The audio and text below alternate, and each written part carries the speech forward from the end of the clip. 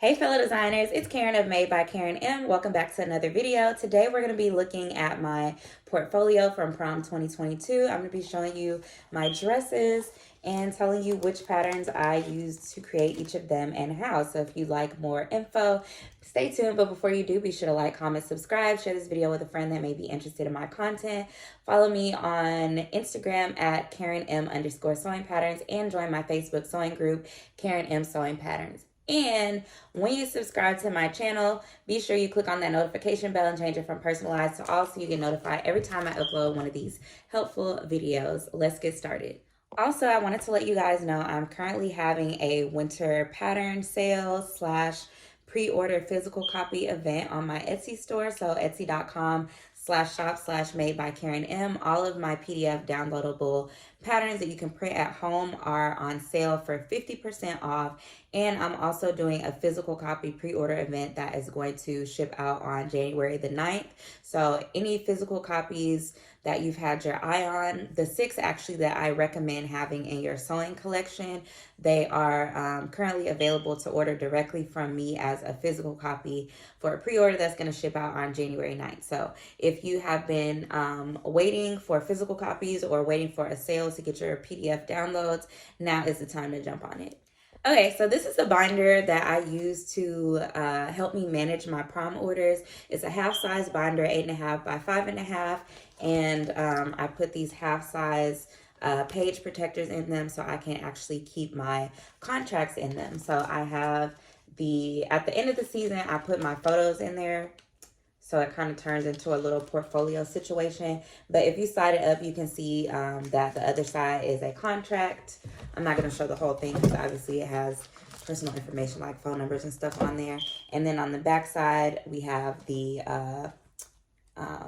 measurements and the sketch at the bottom. If you need a contract for your business, I do have these available on my Etsy store as well. You can download it as a Word document and edit it and fill in your business name and all that good stuff. And again, it's on sale for half off right now. So let's just start at the beginning and work our way to the back. So first we have this client. She wanted I forget what I call this, but this was an original design of mine. So I was really excited that she selected it. And actually when I first made it, I made it in like a frosty green color, and I called it the frozen dress. So the top is a halter top, and then the middle part we use the mermaid gown skirt, and then the bottom part I have a whole tutorial on this as well. So for the top part, I actually used, another reason that I was really proud of this one is because she was located in Alabama. If you guys know, I live in Houston. So this was a non-local client, and we did not get to meet or do a fitting or anything. We did her measurements virtually. She did most of them on her own. And then she had a few questions. So we did a FaceTime call so we could wrap everything up. And this is how the dress fit with no alterations once she received it. Together, I went to Ross and bought a bunch of these bras. If you have a client whose chest might be a little bit bigger than the mannequin's measurements, you can always just throw whatever size bra they wear on top of your mannequin, and then you instantly have a mannequin that is the same size as your client's chest area. So for the top of the dress, I actually used my halter top cocktail dress pattern, and this is how all my patterns come. They have an instruction booklet included. The front of it, on the inside, you have full color instructions telling you how to assemble the garment, and then on the back you have a size chart and just more information about the pattern. So for the top of it, this is the halter top piece, and as you can see, it's kind of shaped like a triangle, and it just wraps around the body like this. You cut it out on the fold in illusion mesh, and then it also comes with a piece that you use to cut out from your solid fabric that matches the dress, and that helps you make your bias binding that goes around here, and that just helps the dress fit a little bit better. And then for the middle part, I used the skirt portion of this, and the skirt portion of this dress is actually the same as the skirt portion of the mermaid gown. It's just that this one cuts off at the knee. So if you already have the mermaid gown pattern, you actually can also purchase just the bodice of this pattern from the neck to the waist. So you don't have to have two different skirts, but You can also purchase the full pattern, so either or. So yeah, for the middle part, she got a frosty blue velvet color, and you only need about a yard of that, if that. And that's the part that goes right here. And then for the bottom, I actually used my mermaid gown from the knee to the floor. If you do a circle bottom for the bottom of these type of dresses, you're gonna need like 6 yards, and I personally just don't believe in spending all that money and using all that fabric for something that's gonna be completely covered up with tulle. For the bottom of her dress, I actually used neoprene, and then I used I didn't think about how hard it would be to see this on camera. All right, for the bottom of her dress, here's the mermaid gown bottom pattern. As you can see, it's kind of triangular at the bottom. And so I literally will fold the pattern down here at the knee part where the skirt is, and I'll just cut out this triangle part. And then you also have 4 of these little triangles that go into the side seams. These are called godets. That gives it fullness. It's not going to give you a whole entire full circle skirt, but it's going to get you pretty close, and it's still going to give you volume. And honestly, when you're covering the entire bottom with tulle, you actually don't even need that much volume. So that is what I use to construct this dress. And if you scroll, I'm going to put the link to the tutorial for this bottom in the description box, but if you scroll super far back in my YouTube videos, you'll see that I did a tutorial for how to do this dress. And now I have a pattern for the halter top, but back then I was just drafting it from scratch. So that's that for that dress. And then this dress was fun to make because she wanted a short dress, which is not really conventional for prom dresses. For the top, I actually built in a bra. So I'm going to be doing a tutorial. Well, I've done tutorials on how I do built-in bras before, but I'm working on coming up with an actual pattern for that. But yeah, for the top, I kind of did a shape like the mermaid gown pattern top. I built in a bra, and then the top is fully illusion mesh sleeves, and then I sewed actually the lace appliques that are on this dress. I also used on this dress, and then the empty spaces I filled in with a matching color of what is it called? Is it called corded lace? I think it's called corded lace. Embroidered lace, maybe. Anyways, I filled in the extra spaces with embroidered lace and a matching color. And then for the bottom is a classic circle skirt. If you want to do all the math yourself to do that, you can. But I have circle skirt templates, and these are also available to order right now. So all you have to do is figure out what your client's waist size is. So for her waist size was 33 inches. So you have one template that works for both 32 and 33 inches. And you fold your fabric into 4, place this into the corner of the fabric, cut this out. This makes the center hole, and then you use a measuring tape to measure out to the end of however long you want your skirt to be. I believe I did her skirt like 20 inches. And then I added horsehair at the bottom, so that took off a little bit of length as well. But that was what I did for this dress. Next dress,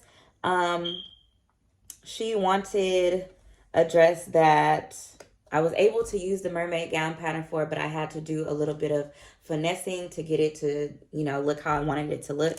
The mermaid gown pattern does have a seam at the waist, and hers has kind of like a cutout that goes below waistline. So what I did was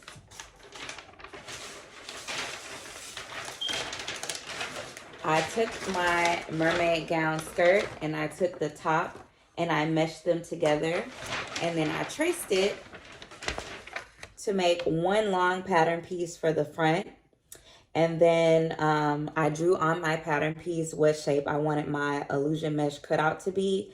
And then basically I cut out the entire front of the dress. And then I cut off the piece of blue fabric that I didn't want. And then I cut out in illusion mesh the entire bodice from neck to waist, and then I sewed the blue fabric on top of it. If you have to do a, and I'll try to insert clips here where I can so it makes sense what I'm talking about. But if you have to do an illusion mesh cutout, I do not recommend cutting out a small piece of illusion mesh or a puzzle piece of illusion mesh. Cut out the entire piece and then do an overlay over the illusion mesh with your solid fabric. Also, she didn't want her knee area to be super fitted. As you can see, the mermaid gown pattern is really fitted. So instead of having it be so fitted, I kind of just cut it more straight down. And you can see the difference here. It's not super fitted to the knee. It just goes straight down, really big, really flowy. And then as you can see, she has a really big train. So I also took my Godet pattern piece, this wonky looking triangular shape, and I cut a very long one and I put it in the center back of her dress so she had an even bigger and wider train. And did I write down? I didn't write down how long I made her train. Usually I ask, but I just elongated it probably about an extra yard or two. I don't remember. Next dress, this was a burgundy sequin mesh dress. So basically, again, use my mermaid gown pattern for pretty much the whole thing. And for the bottom, since it was a tulle bottom, instead of cutting the entire dress out of the same fabric, I cut the dress off at the knee. And then I used the bottom of the mermaid gown pattern to create that train. Sew my tulle to the train, and then I sew the tulle train to the dress. But I do the top of the dress first and then add the skirt and then do the tulle train. So it's basically 3 pieces. And she had a she had sleeves also. And she loved her dress and her mom was like super happy with it as well. Next dress, another halter. You guys must get this halter pattern. Like, the girls are asking for halter tops. So with this dress, she wanted a halter top, and instead of having that collar right there, I just extended the lines of the bias binding so that she could have a tie in the back. I think it was a tie. I don't remember if I did a tie or a clip, but I'm pretty sure I did a tie. So I just made really long pieces of bias binding so that she could tie it in the back. And then at the bottom, she also didn't want her knee area to be super fitted. So I cut it more straight down.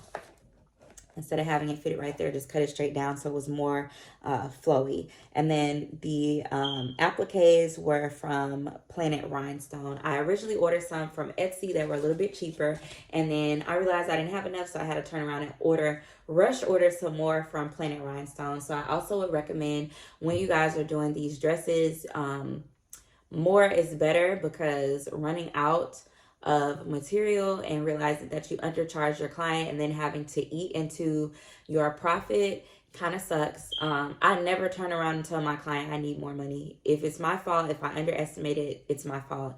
You don't sign a contract with somebody and then turn around and ask them for more money. That's a big no-no. Oh, and then the bottom was a blue glimmer knit. That glimmer knit fabric is really popular. This client, she also had glimmer knit for her dress, and it's very annoying to sew with. When you're sewing with glimmer knit, you need to keep some petroleum jelly, Vaseline, whatever you want to call it, and all you do as you're sewing, dip your finger in the Vaseline and rub your needle down on your sewing machine literally every few stitches so that it doesn't skip stitches. And I like to do a zigzag stitch as well as a straight stitch because that fabric rips really easily. So you just have to be really careful with it. Oh, and her appliques were from Amazon. However, looking back, I wish I would have ordered something more like this, because these were just very like diamond shaped, and they were more bridal than prom, if that makes sense. Her fabric was from Etsy. I got her spandex from Fabrictopia in Houston. Her tulle was from Amazon. I always order my tulle from Amazon. You buy the whole bolt. Don't worry about trying to figure out how many yards you need. Just buy the entire bolt. Moving on to the next dress. This one was also a favorite of the year. So this one, pretty straightforward. Mermaid gown bodice, sleeveless. mermaid gown skirt and mermaid gown bottom, which I will make the bottom of the mermaid gown pattern. I will cut it off at the knee. I use either neoprene or what's the other cheap fabric called? Interlock. If the bottom of your dress isn't going to be super heavy, sometimes you can get away with interlock. I do recommend neoprene. And again, I have a tutorial way down in my list of videos. So the top was completely see-through. I didn't build in a bra or anything. I did end up sewing two nude like little circular things to cover up her bust area just so it wouldn't be anything inappropriate. And then her bodice I actually ordered her bodice from AliExpress, I believe, and it was originally for a wedding dress, but I ordered it so far in advance. And I don't know if it was because I opened it, I unpackaged it, but the jewels and stuff kind of turned not brown, but it was a combo. It became a combo of silver and bronze. And I didn't want that for my bride's dress, but when this client came in, she saw that applique in person and she fell in love with it. So I was able to use it for her dress. And it actually turned out really well. And then if you look closely, she also wanted me to just kind of sprinkle some rhinestones on the bottom of the tulle. That was her mom's idea. Oh, and that's the back. And I used a invisible zipper, not invisible, what's it called? Nude zipper, skin tone, color zipper. I'll put the link, but those are from Amazon and they look really good on these type of dresses. Next, this one went viral on TikTok because I recorded myself doing the feather bottom. So this was the first time I actually got to do a feather bottom dress. It was so much fun. I used Gorilla glue sticks and a Gorilla hot glue gun to glue the feathers to the neoprene. So again, for the bottom of the dress, I used my mermaid gown with the Gaude's pattern, cut it off at the knee, and just used this part to cut out my neoprene, sewed that together, put the feathers on, and then I made the top of the dress using my halter bodice. I did not realize how many halter top dresses I did last year. So I used my halter bodice for the top, and then I used the skirt. The skirt was also glimmer knit. Again, remember when you use glimmer knit, you want to have some Vaseline on hand. And then the appliques I got from Fabrictopia in Houston, just two gold appliques that are actually kind of the same as this magenta applique over here. Feathers, I believe I had 300 to 350. I would order 350 just to be safe. And she loved her dress. We didn't do a fitting. It fit perfectly. The only thing that she wanted was we took the underarm area in just a tiny bit, just because she wanted to feel more secure in that area. But the dress came out amazing, and I was so appreciative that she took professional photos because it really highlighted how beautiful the dress was. She had the blonde hair, makeup done. The whole look just really came together. Oh, and this one, we're going to do an honorable mention because I didn't make this suit. He brought me the suit and wanted to have some like bling added to it. So what I did was looking for a piece to show you guys. So we're all familiar with the, I believe it's called Vegas Peacock panel. So what I did was I went down to Fabrictopia, and pretty much everybody sells these. They're usually about $50 or so, maybe $55, $60. I went to Fabrictopia. I bought one of these in gold. I cut it in half, and then I just folded it back and sewed it onto the lapel. So he has Vegas Peacock panels on each side of his lapel. I also put some on the shoulder part up here, and then I had this rhinestone fringe left over from another prom order from years ago that I never got to use, and I sewed that to the shoulders of the suit before I sewed the the peacock panel on top of it. And then you can see I also put it on the pocket. So it was fun to work on, nothing too crazy. I've never made a suit before. It's not something I'm ready to tackle, but customizing one was pretty cool. So And yeah, that's pretty much it. That is an overview of my prom 2022 creations and the main patterns that I used. As you can see, I use the halter top cocktail dress pattern a lot, and I use my 4-yard mermaid gown pattern. Like, y'all, you can literally use this pattern for pretty much every prom dress you make. Everybody pretty much wants some type of mermaid gown bottom. And if they don't, got your handy dandy circle skirt templates to do your circle bottoms. And if you don't want to, and why I always recommend this pattern is because if you are doing any size up to extra large, all you actually need is 4 yards of fabric. If you're going to a 2X or a 3X, you're going to need extra. But in general, you can get away with doing 4 yards of fabric. If you do that circle skirt bottom and have a knee seam, you're definitely going to need 6 yards of fabric. When you are in the thick of prom season and trying to maximize your profit, still getting a good look and good quality and save money on expenses, this is going to be your best bet. If you just are dying to spend extra money and do that circle skirt bottom, that's totally up to you. But this is going to help you save time and money. And yeah, so I swear by all of my patterns. I started developing patterns after years of doing custom dresses and realizing that I was kind of recreating the wheel every time. So when I got ready to offer the patterns to the public, I went back into I always put all my contracts in a little book like this. I went back into my measurements from all the different contracts that I did, and I realized that everybody's measurements could kind of be categorized into different sizes.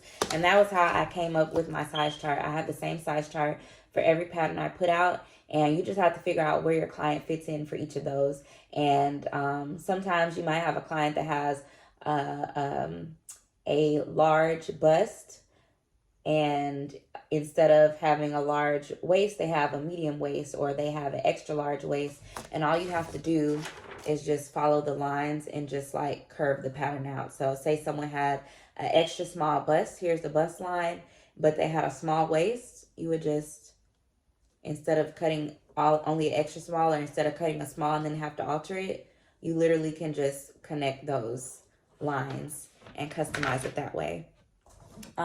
They are beginner friendly. I am a self-taught designer.